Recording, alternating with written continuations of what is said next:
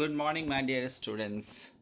आज इस वीडियो में हम लोग nature and significance of management से 25 बहुत ही इम्पॉर्टेंट क्वेश्चन सॉल्व करेंगे। तो विदाउट वेस्टिंग द टाइम चलिए स्टार्ट करते हैं। पहले क्वेश्चन को देखते हैं। क्वेश्चन नंबर 1 है, which of the following is not a function of management. इसमें से कौन सा फंक्शन नहीं है, मैनेजमेंट का फंक्शन नहीं है। तो आप आंसर सोचिए क्या होगा। प्लानिंग फंक्शन है, स्टाफिंग फंक्शन है, कोऑर्डिनेटिंग फंक्शन नहीं है, कंट्रोलिंग फंक्शन है।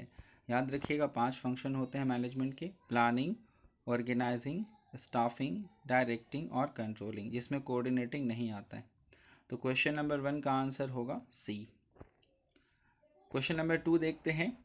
The ability to achieve end result is called, यानी कि एंड रिजल्ट टारगेट को पूरा करने की जो क्षमता होती है इसको क्या बोलते हैं। तो एंड रिजल्ट को यानी टारगेट को पूरा करने की क्षमता इफेक्टिवनेस कहलाता है। Effectiveness, okay, effectiveness is the right answer. Question number 3 देखते हैं। The ability to achieve result with minimum resources is called, यानी जो रिजल्ट है उसको प्राप्त करना मिनिमम रिसोर्सेज से, कम खर्च करते हुए, कम साधनों का यूज़ करते हुए रिज़ल्ट को अचीव करने की क्षमता को हम लोग क्या कहेंगे। तो रिसोर्स कम यूज़ करते हुए रिज़ल्ट को अचीव करने की क्षमता जो होती है वो इफ़ेक्टिवनेस कहलाती है, एफिशिएंसी कहलाती है, प्रोडक्टिविटी कहलाती है या मैनेजमेंट कहलाती है। तो क्वेश्चन नंबर 3 का जो आंसर होना चाहिए वो होगा बी, 3B होना चाहिए। एफिशिएंसी ही जो है वो बेटर रिसोर्स यूटिलाइजेशन से रिलेटेड है। तो क्वेश्चन नंबर 3 का आंसर बी लिखेंगे आप लोग। क्वेश्चन नंबर 4 में आते हैं। Which is the feature of management, इसमें से मैनेजमेंट का कौन सा फीचर है। तो फर्स्ट है ऑल परवेसिव होता है, मल्टी डायमेंशनल ये भी होता है, मैनेजमेंट कंटिन्यूस भी होता है। तो आंसर होगा D, all. Management all pervasive भी है, मल्टी डायमेंशनल भी है, कंटिन्यूस भी है, इसलिए 4 का आंसर डी होना चाहिए। ये सारे इंपॉर्टेंट क्वेश्चन हैं और कुछ क्वेश्चन तो पिछले एग्जाम में आए हुए हैं। क्वेश्चन नंबर 5 देखते हैं हम लोग। Management depends on the manager, management जो है वो मैनेजर पे निर्भर करता है, ठीक। Different managers practice it differently, her manager management को अलग अलग तरीके से प्रैक्टिस करता है ना। विच feature of management is this, ये मैनेजमेंट का कौन सा फीचर है। मैनेजमेंट मैनेजर पे डिपेंड करता है, यानी कि हर मैनेजर अलग अलग तरीके से काम करता है। इसका मतलब मैनेजमेंट क्या है, एक आर्ट है। Management is an art. देखिए इसमें जो ऑप्शन नंबर बी है, मैनेजमेंट इज़ आर्ट, ये आंसर होना चाहिए, क्योंकि आर्ट में पर्सनलाइज्ड एप्लीकेशन होता है। जो फीचर्स ऑफ आर्ट आपने पढ़ा था उसमें जो आर्ट है उसमें पर्सनलाइज एप्लीकेशन होता है, जिसका मतलब है कि हर मैनेजमेंट के काम करने का तरीका अलग अलग होता है, इसलिए मैनेजमेंट इज़ आर्ट। तो इसका आंसर क्वेश्चन नंबर 5 का आंसर बी होगा, management is art. Question number 6 में आते हैं। मैनेजमेंट क्या होता है। प्योर साइंस होता है, प्योर आर्ट होता है, साइंस एंड आर्ट दोनों होता है, या it is an old concept. तो याद रखिएगा मैनेजमेंट साइंस भी है आर्ट भी है, लेकिन सबसे बढ़िया आंसर होगा साइंस एंड आर्ट। ये साइंस भी है और आर्ट भी है। कहीं भी अगर क्वेश्चन नंबर मैनेजमेंट से आता है, एकदम रिपीटेड क्वेश्चन है, हर बोर्ड, बिहार बोर्ड और CBSE दोनों में आता है, तो इसमें आप जो है आंख बंद करके आंसर करेंगे, साइंस एंड आर्ट दोनों होता है, ठीक। क्वेश्चन नंबर 7 देखते हैं। Which is not one of the 4 M's of management. 4 M of management मैंने बताया था आपको, 4 M होते हैं। 4 M's में मैन, मनी, मशीन और मटेरियल आता है। मैन मनी मशीन और मटेरियल, इसमें जो है मेंटेनेंस नहीं आता है। तो क्वेश्चन नंबर 7 का आंसर डी होगा। याद रखिएगा नहीं है, ठीक है। कौन सा 4 M नहीं है वो पूछ रहा है। क्वेश्चन नंबर 8 देखते हैं हम लोग। Management must make dash utilisation of resources. Management must make dash utilisation of resources. तो रिसोर्सेज का यूटिलाइजेशन कैसा होना चाहिए, मैक्सिमम, मिनिमम, एवरेज या ऑप्टिमम। तो यहाँ पे सबसे बढ़िया आंसर है डी, ऑप्टिमम। 8 का आंसर डी होना चाहिए, management must make optimum utilisation of resources. आते हैं क्वेश्चन नंबर 9 में।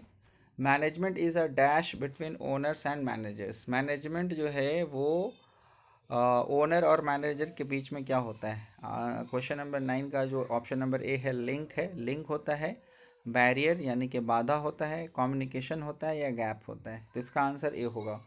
ये मैंने भी अपने चैप्टर में बताया था लेसन में कि मैनेजमेंट जो है वो ओनर और वर्कर के बीच में लिंक का काम करता है, दोनों को जोड़ता है। तो 9 का आंसर ए करेंगे। क्वेश्चन नंबर 10 में आते हैं। Management directs all resources. Management directs all resources to fulfil the goal of organisation. Management जो है अपने सारे संसाधनों को ऑर्गेनाइजेशन के लक्ष्य को पूरा करने के लिए डायरेक्ट कर देता है। पैसा हो, मनी हो, सब कुछ लगा देता है। Which feature of management is highlighted here. तो मैनेजमेंट का ये कौन सा फीचर है? चूँकि सारा चीज़ वो मैनेजमेंट के लक्ष्य की ओर लगा देता है, इसीलिए इसका आंसर होना चाहिए बी, गोल ओरिएंटेड, है ना। Management is a goal oriented process, क्योंकि मैनेजमेंट सारा प्रोसेस जो करती है वो गोल को पूरा करने के लिए ही करती है, इसलिए इसका आंसर बी होगा। Let's come to question number 11। Management can not be seen because it is. Management जो है उसको देखा नहीं जा सकता है क्योंकि ये क्या है? डायनामिक है, या इंटेंजिबल फोर्स है, या डेलिबरेट फंक्शन है, या ऑल परवेसिव है। देखिए ये चारों जो है मैनेजमेंट का फीचर है, लेकिन इसका आंसर होगा बी, क्योंकि इनटेंजिबल का मतलब होता है जिसको हम लोग छू नहीं सकते हैं, यानी देखा भी नहीं जा सकता है। तो मैनेजमेंट एक इनटेंजिबल फोर्स होता है। 11 का आंसर बी करेंगे, इनटेंजिबल फोर्स। ठीक है।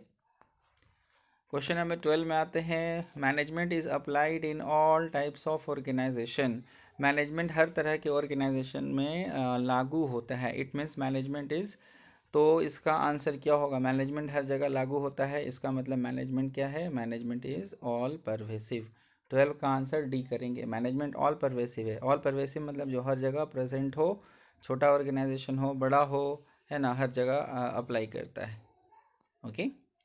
आई होप कि आपने जो पढ़ा था वो आपको याद होगा और आप समझ भी रहे होंगे। क्वेश्चन नंबर 13 पे आते हैं हम लोग। Even the best manager can not achieve organisational goal. Even the best manager can not achieve organisational goal alone because management is a. मतलब कहता है कि सबसे बढ़िया मैनेजर भी जो है ऑर्गेनाइजेशन के लक्ष्य को पूरा नहीं कर सकता है अकेले। अकेले कोई भी मैनेजर लक्ष्य को पूरा नहीं कर सकता, because management is a, management क्या है? डायनामिक है, इंटेंजिबल है, ग्रुप एक्टिविटी है, ऑल परवेसिव है। तो यहाँ पे जो क्वेश्चन है इसमें अकेले काम करने की बात कर रहा है, जो पॉसिबल नहीं है, इसीलिए आंसर होना चाहिए सी। क्योंकि मैनेजमेंट एक ग्रुप एक्टिविटी है, तो आपको एक टीम के साथ काम करना पड़ेगा। So management is a group activity. 13 का आंसर सी होगा। देखिए थोड़ा घुमा घुमा कर क्वेश्चन पूछता है एग्जाम में, आपको समझना पड़ेगा। क्वेश्चन नंबर 14 में आते हैं। ए company trains employees regularly and motivate them to achieve new skills because management is। तो कहता है कि मैं एक कंपनी जो है अपने एम्प्लॉयज़ को ट्रेनिंग देती है, लगातार रेगुलर ट्रेनिंग देती है, और उनको मोटिवेट करती है कि वो नई नई चीज़ें सीखे, नए नए स्किल सीखे, है ना। तो इसका अर्थ क्या है? मैनेजमेंट क्या है? इसका मतलब मैनेजमेंट डायनामिक है, मैनेजमेंट इंटेंजिबल है, मैनेजमेंट डेलिबरेट है, या मैनेजमेंट ऑल परवेसिव है। सिंपल सा कॉन्सेप्ट है। नई नई चीज़ें हम लोग क्यों सीखते हैं? क्योंकि हमारे बिजनेस में हमेशा बदलाव आता रहता है, तो चेंजिंग होता है, बिजनेस इन्वायरमेंट हमेशा बदलता रहता है, इसलिए इसका आंसर होगा ए, डायनामिक। याद रखिएगा, डायनामिक का मतलब होता है जो हमेशा बदलता रहे। क्योंकि बिजनेस की रिक्वायरमेंट्स हमेशा बदलती रहती है, तो हमेशा ट्रेनिंग की और नए नए स्किल सीखने की ज़रूरत पड़ेगी। ओके, चलिए समझते हैं अगला क्वेश्चन। क्वेश्चन नंबर 15 ये है। Management's objective can be divided as. ये क्वेश्चन जुड़ा है आपका मैनेजमेंट के ऑब्जेक्टिव से। मैंने बताया था मैनेजमेंट के 3 ऑब्जेक्टिव होते हैं, और वो ऑप्शन नंबर ए में ही लिखा है। Organisational objective, social objective and personal objective. तो 15 का ए आंसर होगा। आप रिवाइज कर लेंगे चैप्टर को। Organisational, social and personal objective. आते हैं हम लोग क्वेश्चन नंबर 16 पे। A company earns profit to achieve. एक कंपनी जो है, क्वेश्चन नंबर 16 देख रहे हैं हम लोग। अ कंपनी अर्न्स प्रॉफिट। एक कंपनी प्रॉफिट अर्न करती है कि क्या चीज़ को प्राप्त करने के लिए? तो पहला है ऑर्गेनाइजेशनल ऑब्जेक्टिव, दूसरा है सोशल ऑब्जेक्टिव, तीसरा है पर्सनल ऑब्जेक्टिव, चौथा है ऑल। तो याद रखिए प्रॉफिट जो है ऑर्गेनाइजेशन का सबसे पहला ऑब्जेक्टिव है, so answer should be A 16A organisational objective. Profit कमाना ऑर्गेनाइजेशनल ऑब्जेक्टिव में आता है। ओके, क्वेश्चन नंबर 17 देखते हैं। Providing employment is an example of, एक कंपनी जो रोजगार प्रोवाइड करती है, नौकरी प्रोवाइड करती है, तो वो कौन से ऑब्जेक्टिव से संबंधित है। देखिए रोजगार एम्प्लॉय से जुड़ा हुआ है और एम्प्लॉय से जुड़ा हुआ सारा ऑब्जेक्टिव पर्सनल ऑब्जेक्टिव में आएगा। याद रखिएगा पर्सनल ऑब्जेक्टिव का मतलब एम्प्लॉय से जुड़ा हुआ, तो 17 का आंसर क्या होना चाहिए, सी होना चाहिए, कोई डाउट वाला बात नहीं है। क्वेश्चन नंबर 18 में आते हैं। A company donated huge fund, एक कंपनी ने बहुत बड़ा फंड जो है दान किया है फॉर फ्लड रिलीफ, कहीं पे बाढ़ आया, बाढ़ के राहत के लिए बहुत सारा फंड दिया है। इट इज़ रिलेटेड टू, ये किससे संबंधित है। देखिए ऑप्शन आपके सामने पड़ा हुआ है, आप पढ़िए और आंसर सोचिए। देखिए क्या है ना कि अगर हम फ्लड रिलीफ के लिए काम कर रहे हैं, इसका मतलब समाज के लिए काम कर रहे हैं, समाज की भलाई का काम कर रहे हैं, तो ये बिल्कुल जुड़ा है किससे, ऑप्शन बी से, सोशल ऑब्जेक्टिव से। सो answer should B social objective. Okay, चलिए हम लोग आते हैं क्वेश्चन नंबर 19 को। Which is not the importance of management, इसमें मैनेजमेंट का कौन इम्पॉर्टेंस नहीं है। चारों ऑप्शन को आप पढ़ सकते हैं, पढ़ के आप डिसाइड करें। पहले में कहता है it helps achieve group goals, क्या ग्रुप गोल अचीव करने में हेल्प करता है, तो बिल्कुल हेल्प करता है। ऑप्शन नंबर बी कहता है इट इंक्रीजेज एफिशिएंसी, ये एफिशिएंसी को बढ़ाता है, तो बिल्कुल बढ़ाता है ना, मैनेजमेंट बढ़ाता है एफिशिएंसी को। ऑप्शन नंबर सी कहता है इट क्रिएट्स डायनामिक ऑर्गेनाइजेशन, ये डायनामिक ऑर्गेनाइजेशन बनाने में हेल्प करता है। यस, ऑर्गेनाइजेशन को जो है बदलता हुआ जो सिचुएशन है उसको अडॉप्ट करने में हेल्प करता है। और ऑप्शन नंबर डी कहता है it helps form a stable government, क्या मैनेजमेंट सरकार बनाने में भी मदद करती है। एक कंपनी भाई बिजनेस के लिए आती है तो उसका स्टेबल गवर्नमेंट से बहुत दूर का लेना देना भी नहीं है, इसलिए हम लोग बात करेंगे डी का, 19 का डी, ए बी सी सही है, डी आंसर होगा इसका। क्वेश्चन नंबर 20 देखते हैं। Which is not the characteristic of management, यहाँ पे द पहले लिखा गया है, which is not the characteristic of management, management का कौन सा कैरेक्टरिस्टिक नहीं है। तो आंसर होना चाहिए यूनिवर्सल वैलिडिटी, मैनेजमेंट में यूनिवर्सल वैलिडिटी नहीं पाई जाती है। एग्जिस्टेंस ऑफ थ्योरेटिकल नॉलेज होता है, पर्सनलाइज एप्लीकेशन होता है, based on practice and creativity भी होता है, मगर यूनिवर्सल वैलिडिटी नहीं होता है। तो 20 का आंसर डी करेंगे। 21 पे आता है। Management is not pure science because it lacks, lakhs का मतलब अभाव होना, कमी होना। तो मैनेजमेंट में किस चीज़ की कमी होती है जिससे मैनेजमेंट को प्योर साइंस नहीं बोला जाता है, तो इसका आंसर डी होगा, यूनिवर्सल वैलिडिटी। मैनेजमेंट में यूनिवर्सल वैलिडिटी नहीं होती है, इसीलिए इसको हम लोग प्योर साइंस नहीं बोलेंगे। ऊपर का जो तीनों कैरेक्टरिस्टिक है वो मिलता है साइंस से। एग्जिस्टेंस ऑफ थ्योरेटिकल नॉलेज होता है, पर्सनलाइज एप्लीकेशन होता है, based on practice and creativity भी होता है। Question number 22, which characteristic of science is found in management, which characteristic of science is found in management, management में science का कौन सा कैरेक्टरिस्टिक पाया जाता है। सिस्टमेटाइज बॉडी ऑफ नॉलेज होता है, प्रिंसिपल्स बेस्ड ऑन एक्सपेरिमेंटेशन होता है, यूनिवर्सल वैलिडिटी नहीं होती है। तो इसका आंसर डी होगा, ए एंड बी, है ना, ए एंड बी। 22 का आंसर डी आंसर होना चाहिए। 23, which is the characteristic of profession, profession का कैरेक्टरिस्टिक कौन सा है। Well defined body of knowledge होता है, सही है। रिस्ट्रिक्टेड एंट्री भी होती है, सही है। प्रोफेशनल एसोसिएशन भी होता है, डी ऑल होगा आंसर। 23 का डी आंसर होगा। ओके, 24 में आते हैं। Which characteristic of profession is not found in management, जो प्रोफेशन कौन सा characteristic, which of character profession का कौन सा कैरेक्टरिस्टिक मैनेजमेंट में नहीं पाया जाता है। Well defined body of knowledge पाया जाता है, रिस्ट्रिक्टेड एंट्री जो है वो नहीं पाया जाता है, सर्विस मोटिव पाया जाता है, प्रोफेशनल एसोसिएशन भी पाया जाता है। देखिए मैनेजमेंट जो है उसमें well defined body of knowledge होती है, ये सही है, लेकिन रिस्ट्रिक्टेड एंट्री नहीं होती। क्यों, क्योंकि मैनेजमेंट में कोई भी आ सकता है। अगर आप पूछेंगे किसी कंपनी में काम करने वाले मैनेजर से तो आपको पता चल सकता है कि वो कोई फिजिक्स पढ़ के आ रहा है, कोई मैथ्स पढ़ करके आ रहा है, तो अलग अलग बैकग्राउंड से लोग आते हैं उसके लिए रिस्ट्रिक्टेड एंट्री हमारे यहाँ अभी तक नहीं है, ठीक है। सर्विस मोटिव होता है, प्रोफेशनल एसोसिएशन भी होता है।